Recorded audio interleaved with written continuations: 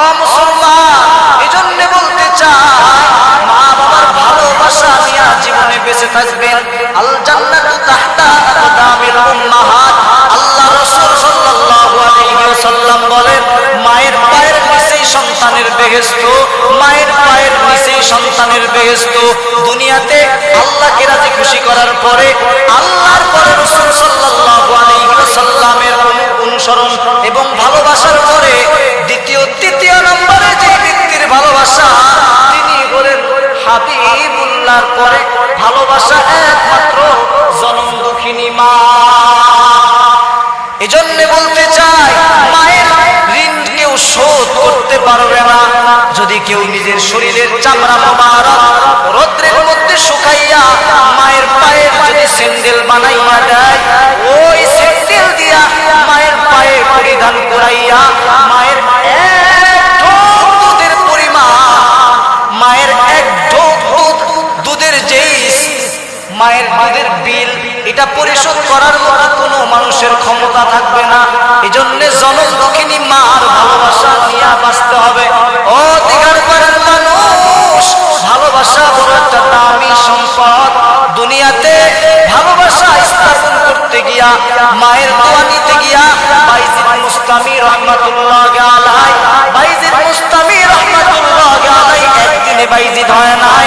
বাইজিদ মুস্তামি রাহমাতুল্লাহি আলাইহি হতে গিয়া অনেক কষ্ট করেছেন।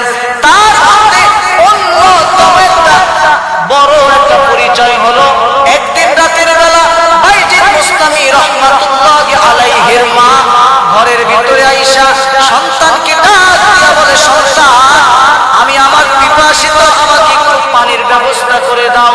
এবার সন্তান পানি আনার জন্য দূরে কোথাও চলে গেলেন।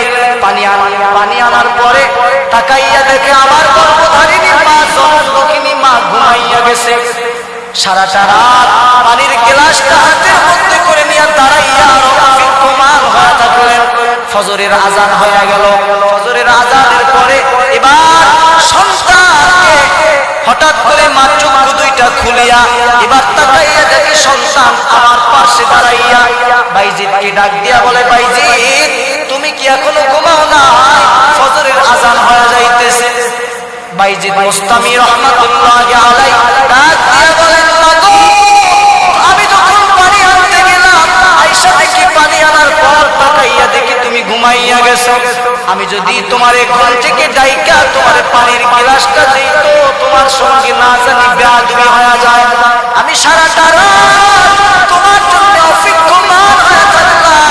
তুমি যতক্ষণ পর্যন্ত ওঠো নাই ততক্ষণ পর্যন্ত পানির গ্লাসটা নিয়ে দাঁড়িয়ে থাকলাম।